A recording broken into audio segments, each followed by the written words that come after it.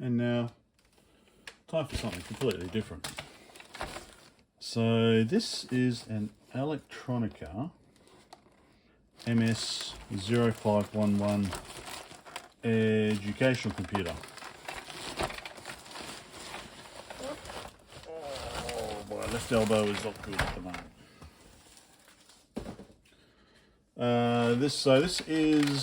It's got twin, well, it doesn't really have twin processors. It's got the main CPU and the peripheral processor are the same. It's blah blah blah blah blah blah blah. Refer to the video description. So it's loosely based on the PDP-11. From my understanding, it's not PDP-11 compatible. It's the processor uses a lot of the same instructions but has more, so basically it's not software compatible apparently. No doubt I'll be corrected in the comments. So yeah, Elektronika MS 0511.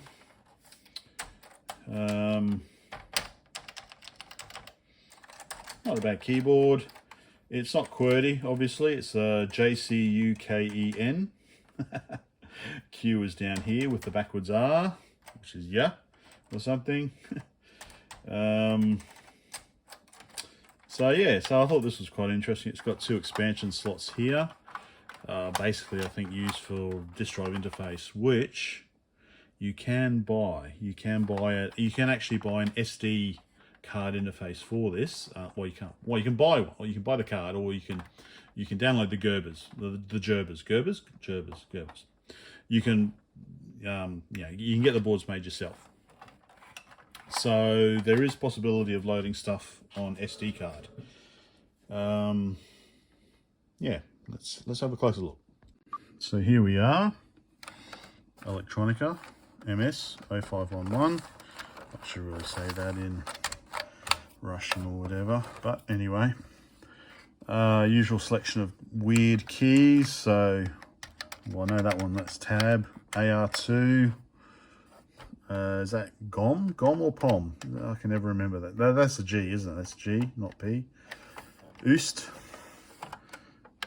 Okay, whatever. IS, is that G?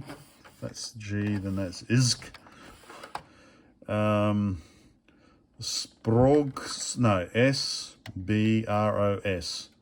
So Spros, whatever that means.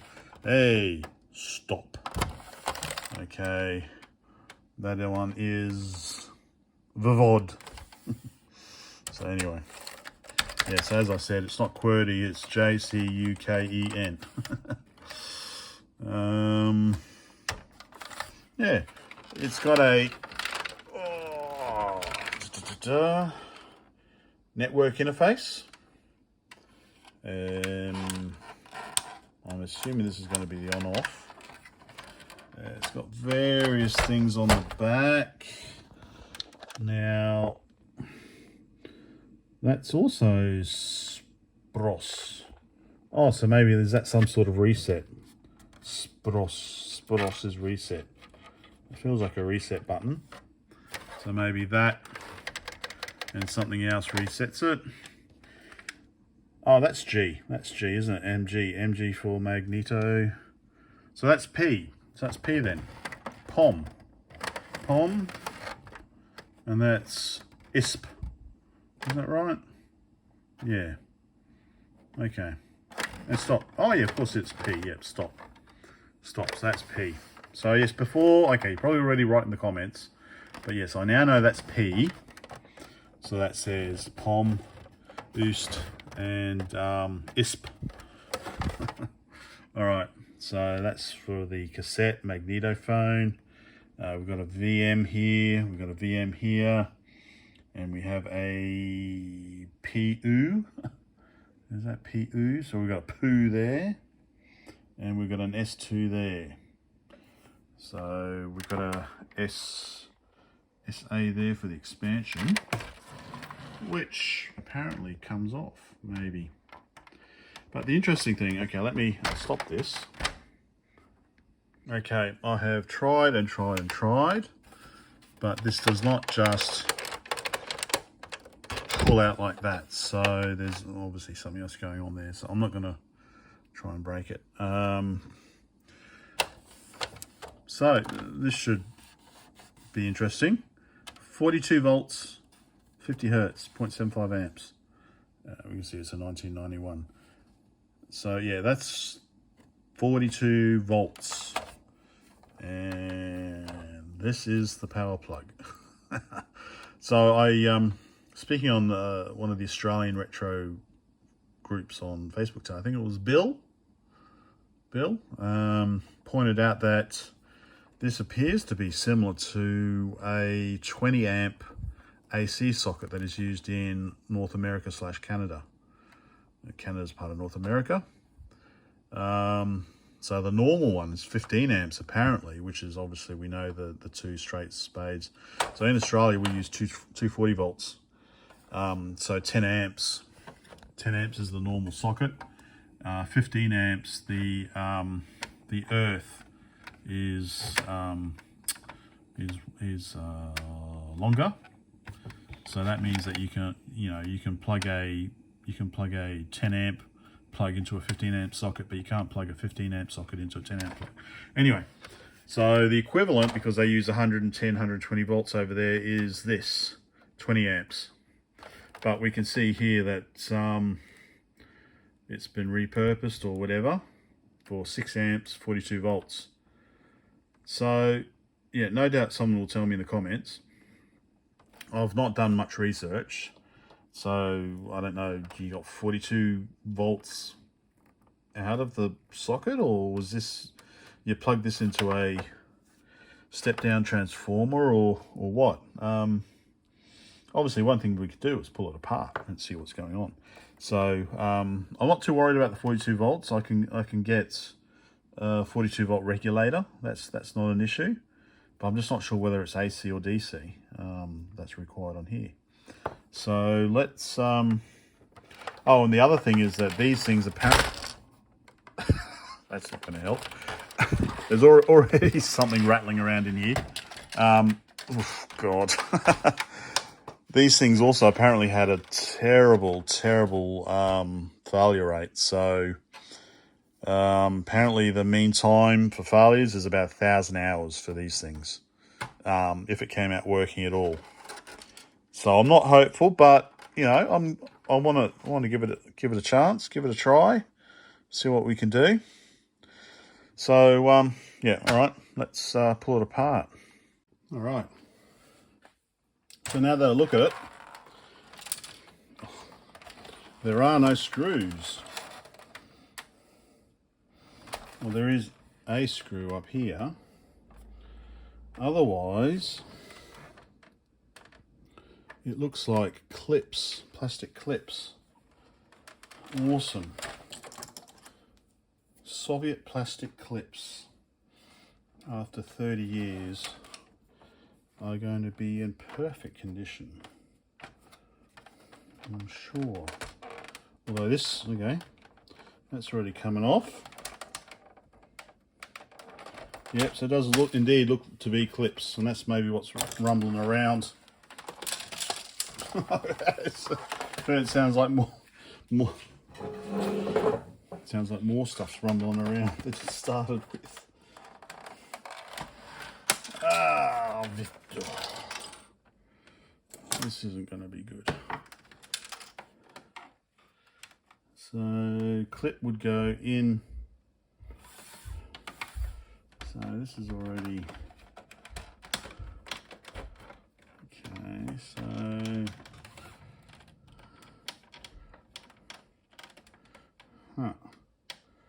clip goes. Push the clip down to go out.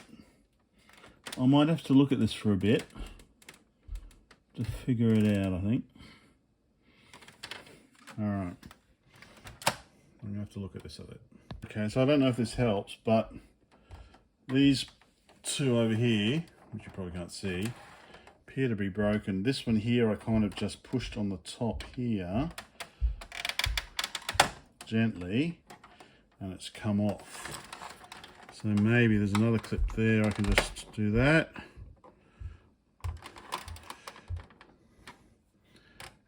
a bit more and just twist. That seems to be doing it. I think I've got the front done. The shit rolls around all over the place.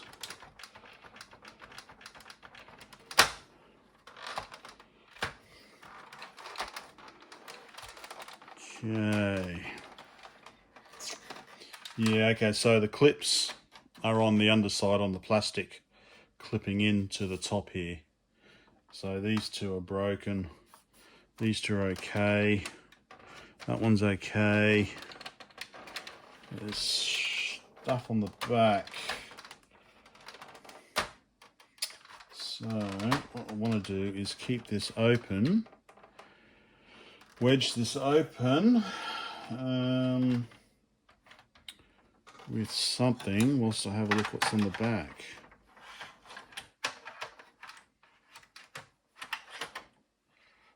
Okay.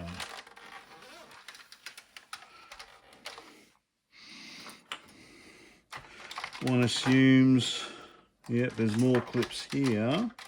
Can I just push in? Okay, that seems to be working.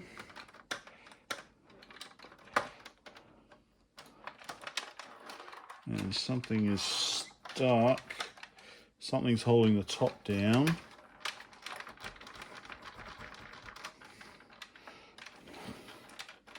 So I want to keep this side. Oh, far out, man.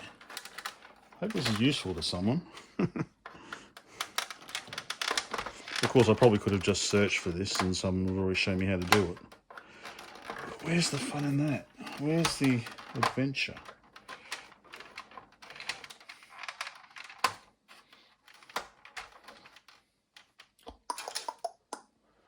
Okay, stick that through there.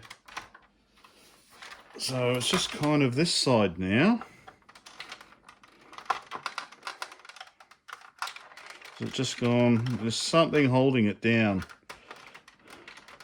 Something holding the top down. Something around here that's holding it down still.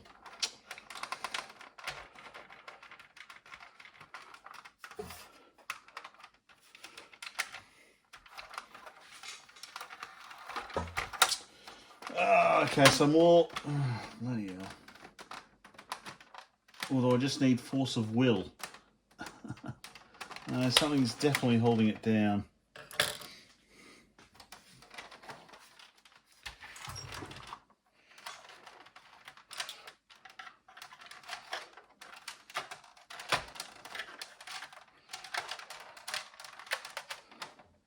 Something around here. What the mixie? I don't see anything. Ah, Victor. Non in.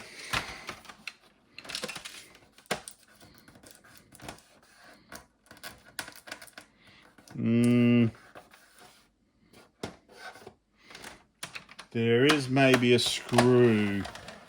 Ah. What did this do? All right, yes, there is a screw. Let me show you. It's this fellow.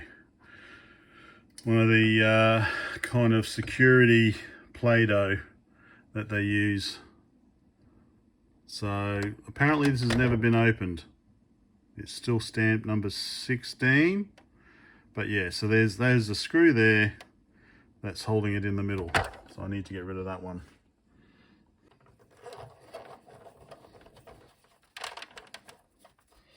And surprise, surprise, it's a flathead screw. Is that enough or is it still coming? I think it's probably it. It's just stuck by Play-Doh. Alright, so if I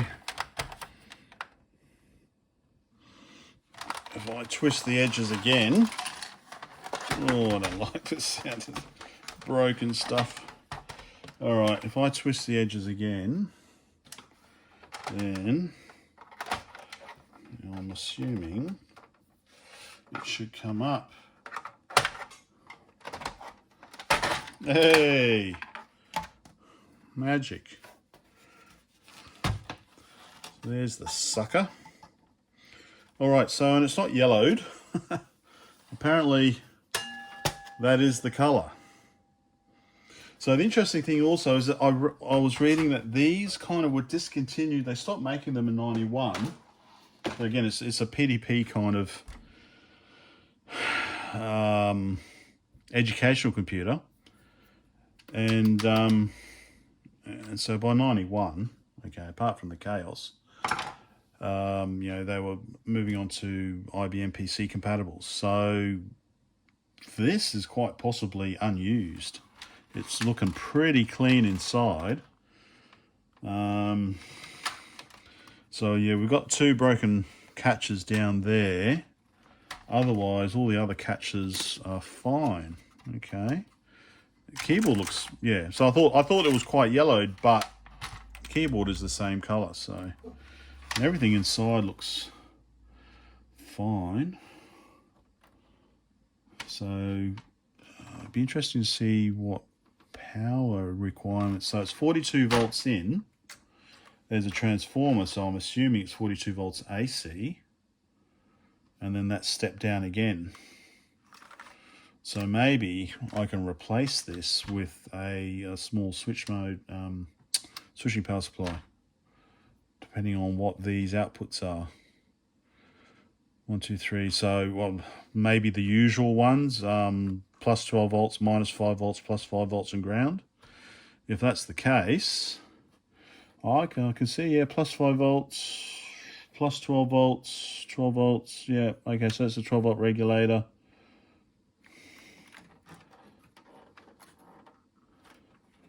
That's 0 volts.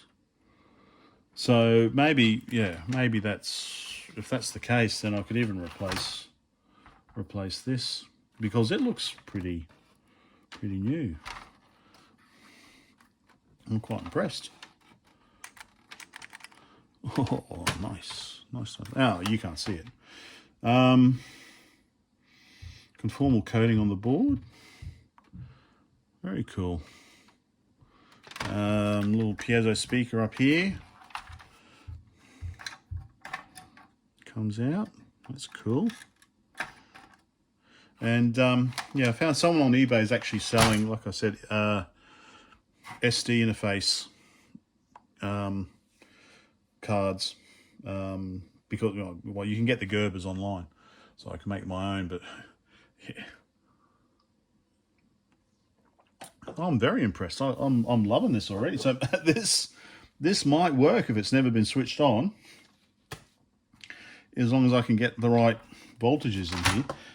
Again, I do have a power supply that will give plus minus 5 volts, plus 12 volts and ground. So I might even be able to put that in. All right, let's have a look. Okay, so here's the power supply. Oh, geez, okay. Bit of wear there. All right. Not an issue because, well, we can get rid of that. So we've got a transformer here, so I'm thinking maybe it's 42 volts AC that comes in. And then it's just, you know, we've got 4 here, so if it's kind of similar to 8080, then we'll have a ground, plus 5 volts, minus 5 volts, and plus 12 volts. You can see that there actually. You've got, so that might be a 12 volt regulator. It could actually be a 12 volt regulator. KREN8B, KREN8B. Okay, dum, dum, dum. Transformer, power LED that's nicely located. So that's a diode. I know that's a diode. Capacitors, transformer. What's that thing there? Some sort of transistor. Okay. Power resistor.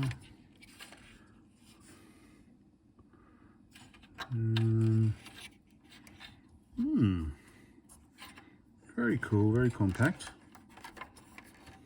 Okay, got some ferrite beads here. What's that in there? Don't know. Might have to pull this out. Okay, and then we've got some ribbon flat film here for the keyboard. That's the two ROM interfaces. There's the other interfaces out there. Speaker, tape, reset. It's all looking very cool. Keyboard seems to work nice. I'm not sure what type it is at the moment, but we will find out. So it looks like I'm going to have to, oh no, keyboard is just, okay. So broken here.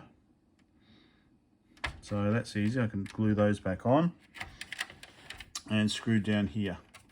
So I will unscrew these, probably break it, and then let's have a look underneath. Okay, I've got the keyboard unscrewed on that side. I've got the ribbons off.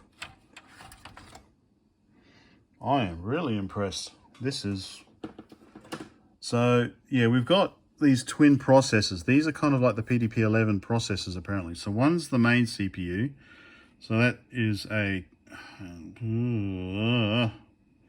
KM1801VM2, maybe. I think that's it, I'll have to look it up. So one of them's a peripheral processor and the other one's the main CPU. And we can see there's a lot of ULAs, angstrom. I have had no luck with them. That could be why it's such a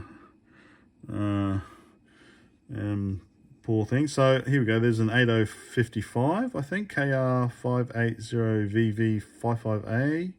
So that's an 805, or is it an 80, no, it's an 8055. It's one of the companion chips of the 8080, I believe. Well, that's a clone of it. So yeah, we've got these ULAs which I'm not going to dare touch. So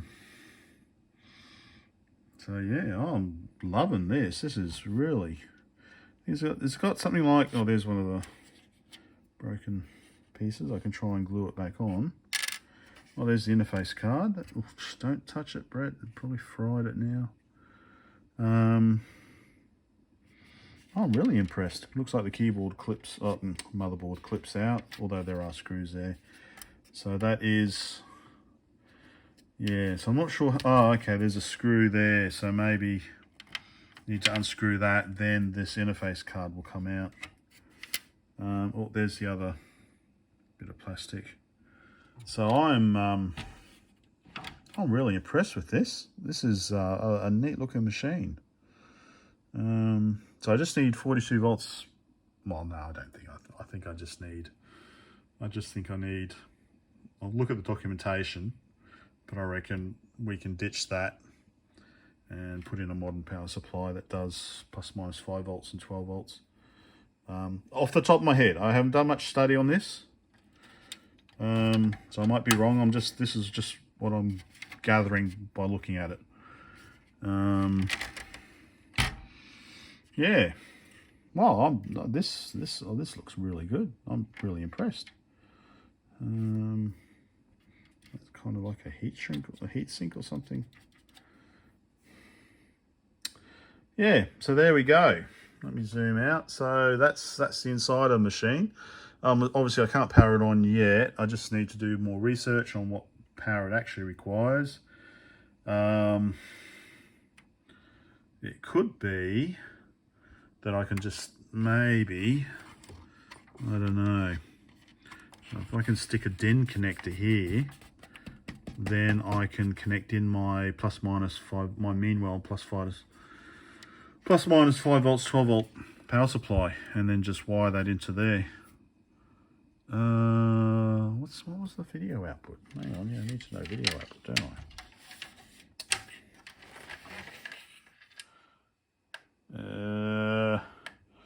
Okay, so maybe video output is one of these edge connectors. Okie dokie. I'll need to do some more research on that. Anyway, so that was the first look. I'm kind of excited by this. This looks like a neat little machine, especially as you can get an SD interface for it.